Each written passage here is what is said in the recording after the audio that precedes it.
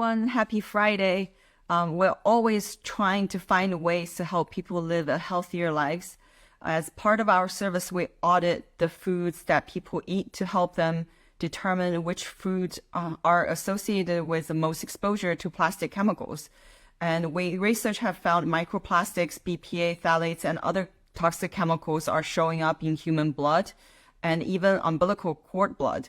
It gives a whole new meaning to the saying that you are what you eat. That's why we're really excited today to be joined on IG Live with Dr. Marcus Cirelli, the head physician for Total Body Health Functional Medicine in Ohio. Dr. Cirelli specializes in gut health and autoimmune diseases. And he had a really great post recently about how we eat literally becomes the cell that creates our bodies. So we're going to discuss how food influences cells, how our skin can be an indicator of nutritional deficiencies, and tips for maintaining healthy cellular communication. So I saw Dr.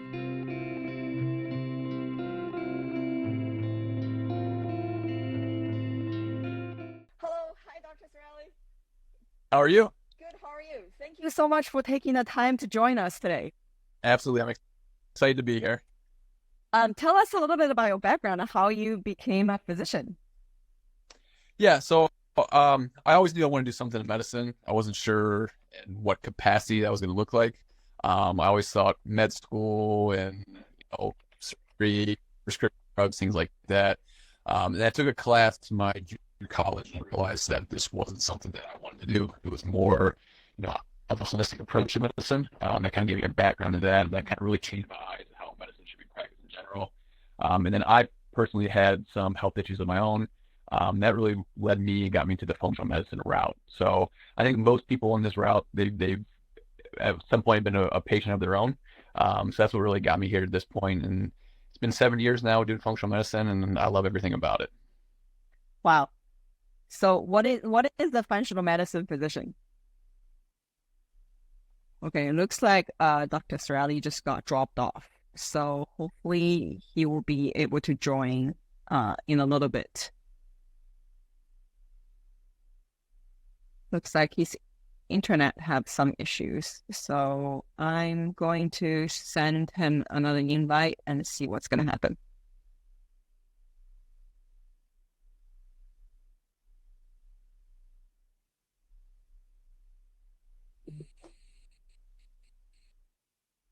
Are we good? Here you are. Here you are. Yeah, it looks like we had some internet dropping off. Yeah, issues. Thank you. Thank you for Perfect. I didn't hear you. I was just asking a second question. Thank you so much for sharing your experience. My second question is, what is the functional medicine physician?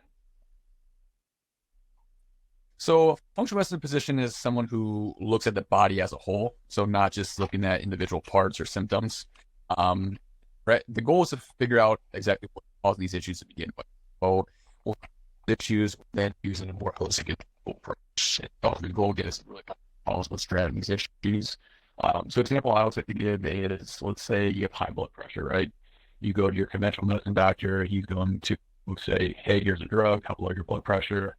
Functional medicine is the exact opposite. So we're actually looking at your lifestyle, we're asking what are you eating, how's your stress, like what's your sleep routine. So really take your whole lifestyle into account. And that's what really makes a big difference. And, 80% of diseases in America today are more lifestyle driven than they are something else that's going on. Change that lifestyle and fix things. That's actually going to make a big difference. So that's really the big difference between conventional medicine and the functional medicine route. So when it comes to nutrition, how can a functional medicine physician help people, better understand their nutrition? Yeah. So nutrition is one of the key cornerstones of medicine in our body breakdown, get absorbed and used properly. So nutrition is one of the first places I always start with all my patients. We're looking at what are you eating and what are you not eating too, because that makes a big difference as well. So one thing that I do with a lot of my patients, we do some kind of small elimination type diet. So we're taking away a lot of inflammatory foods, things like gluten and sugar and dairy. And then we reintroduce those foods down the road. Then that helps people identify, okay, what does this actually do to my body? Am I having inflammation? Am I having brain fog? Am I having fatigue? What shows up when I actually put those foods back in? And then for the foods we're not eating, we're looking to say, okay, are we eating the rainbow? Are we eating plenty of fruits and vegetables? Are we eating nutrient dense foods like organ meats and red meat and things like that? So that is a huge component of medicine. It's something that gets missed again in the conventional medicine route that needs to be addressed by almost everybody. Today we're gonna get into the really like down to the cellular level, because I think people oftentimes they understand at the macro level what nutrition gonna do for your body, but I think like you have a really interesting approach. And then also during the introduction, I gave a brief intro to your post that how the food we eat can become part of the cells in our body. So on a high level, what are cells, like what are the importance to our wellness? So cells are the building blocks of our body. So when you break down everything, there's organs, tissues, the smallest individual unit that you're going to have in the body is going to be the cell. Collectively, depending on the person, you're looking at 37 trillion cells in the body. So there's a lot of them. They perform all the functions from creating energy to eliminating toxins, providing structures to the body, keeping the body healthy. So each cell is going to play a different role depending on where it's at and its location and its function. It could be from reducing stress to supporting metabolism. So everything breaks down to cellular level. And that's where if you're going to help heal somebody, fix somebody, you got to make sure the cells are healthy, working the way that they should. Could you explain a bit more, about the cycle of how our cell can replenish themselves? So cells are going to absorb nutrients. The big nutrients a lot of people know is your macronutrients, so your fats, your carbs, and your proteins. And there's also the micronutrients too, which is vitamins, minerals, electrolytes. Water is huge on off to account study their health. We need everything to be in the cell in order to function and work the way that it should. So we want to make sure, again, we're absorbing these things. That's kind of how cells regenerate, replenish themselves, is giving the right nutrients. As long as we're pulling things into the cells, which that's a whole nother conversation there. As long as we're pulling things into cells and giving the right nutrients in, the cells can remain healthy, replenish, and regrow the way that they should. So that also means if you actually have like a poor nutrition, it's going to reflect it on your cells, and then your cell, then you can kind of lead to say like unhealthy skin or livers and etc. Correct. Exactly. So what are some like, now talking about nutrition, like what are some like general nutrition tips for someone who wants to produce healthy cells? So a good place to start is removing on those inflammatory foods that I talked about. So that's going to be the big three would be gluten, sugar, and dairy. You could, depending on the person, you could put nightshade vegetables in there. You can put lectins in there. There's a lot of other things. But if you want to start with the basics, removing those three would be a good place to start. That's going to allow that cell to start healing, because the less inflammation you can have on the cell, the better it's going to function and work overall in general. And then from adding foods in, so some of the things I talked about earlier, like those nutrient dense foods. So that could be things like organ meat, or that could be, blueberries, strawberries, things that have lots of antioxidants in them. The more variety we can get, the better too. So a lot of people are kind of stuck eating like the same things over and over again. Our cells, they really thrive on or getting different nutrients into the cells. So I always recommend to people like, hey, let's try to eat grain. Let's try to get as much nutrients as we can. So you mentioned the major inflammatory food are like, dairy, sugar, and gluten. Are there other like inflammatory foods that people should be paying attention of besides these top three? Yeah, processed oils is a huge one.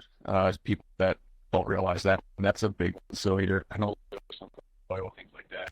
Anything that they use to fry food, and that's usually very inflammatory for the body. So I always recommend people stay away from that. And that's processed foods too. So anything that comes out of a can or a box, they're usually adding lots of inflammatory oils in there too. So that's a big one to look out for. Some other ones that be cautious for, some trans fats can be bad for the body too in large amounts. So that's usually, again, what they usually throw in your processed foods. So I always tell people keep an eye out for those ones too. But as long as you're eating real whole unprocessed foods, you shouldn't have to worry about those things. But a lot of us now tend to lean towards more a heavily processed diet, which is also why we're seeing disease so high in America nowadays. Yeah. Besides the nutrition, we also always tell our customers like avoid processed food, avoid canned food because of all the toxic chemicals. Besides preservatives, that's added like can lining from like for BPA, BPA alternatives, and parabens are used as preservative in processed food too. So if you eliminate these things, not only you increase your the antioxidants that you're taking, and you're also reducing the toxins as well. Exactly. Yep. Yep. We had one question that came in. What kind of clean bread do you recommend? Oh, that's a good question.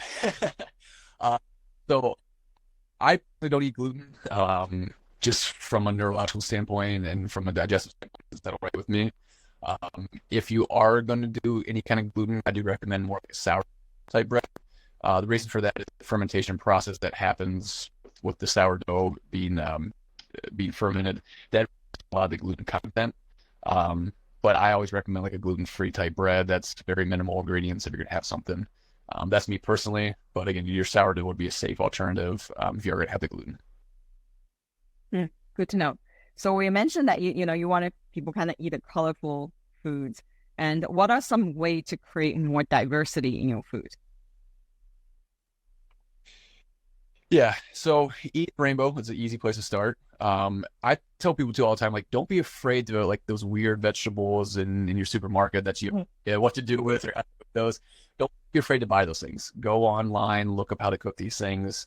An easy way to get more variety too is you can make a smoothie. So you could throw a large variety of different vegetables and fruits in a smoothie. As long as you're adding good stuff in there, you kind of mask some of the flavors of those things. But go to the store, grab the green stuff, grab the purple stuff, grab the red stuff, grab as much variety as you can in there because you want to get as many antioxidants, different nutrients in your system as you possibly can. I like that.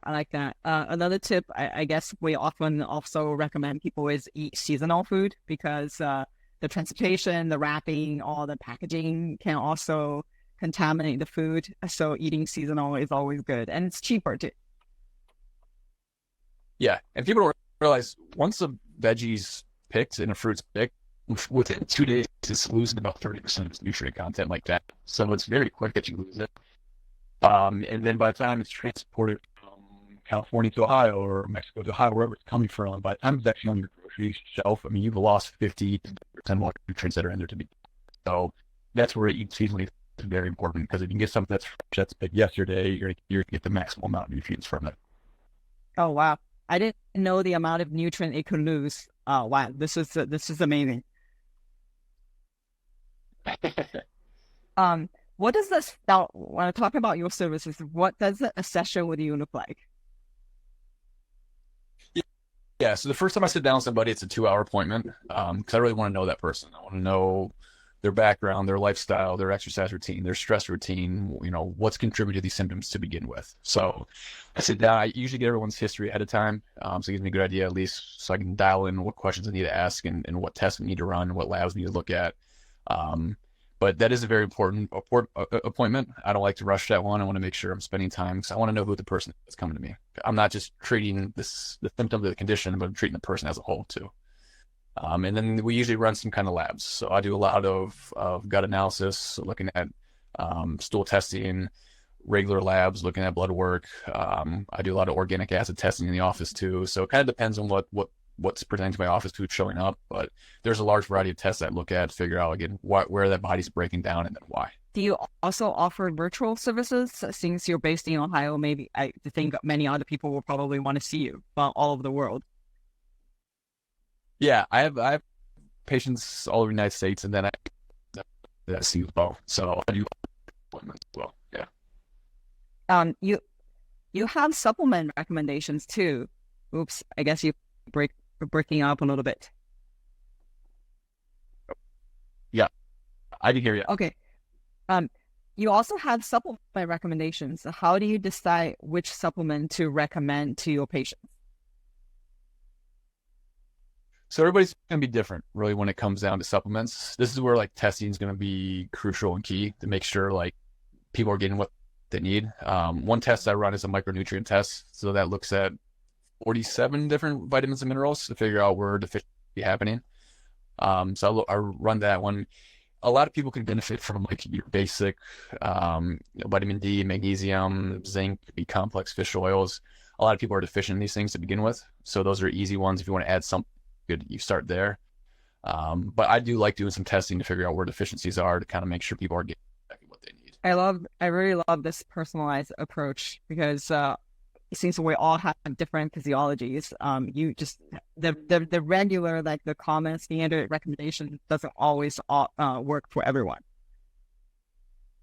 Right. And even too, if I have somebody come in that has a vitamin D deficiency and they might need 1,000 IUs, somebody might need 10,000 IUs, and some people might react poorly, might be fine. So there's that concept of like individuality to where, hey, everybody's different. Everyone's going to need something different. People can handle more than others. And that's also something you have to take into account when you work with the patient as well. Love it. So how can people reach you if they want to book a session? Yeah. So directly on the website, it's going to be balancedholistichealth.com, so people can find me there. I have a lot of people reach out to me via Instagram as well. You actually book a session. My website's connected to my Instagram. And then the office phone number here, well, they can always give us a call, set an appointment that way as well. Wonderful. Thank you so much for sharing your knowledge with us today. And then thank you everyone for joining. Be sure to follow Dr. Marcus Cirelli. We'll have all the info, his website, and all the information in the LinkedIn bio, and also the post promoting this Instagram live. So thank you so much for your time and knowledge. Perfect. Absolutely. Thanks for having me. I appreciate it. All right. Bye. You too.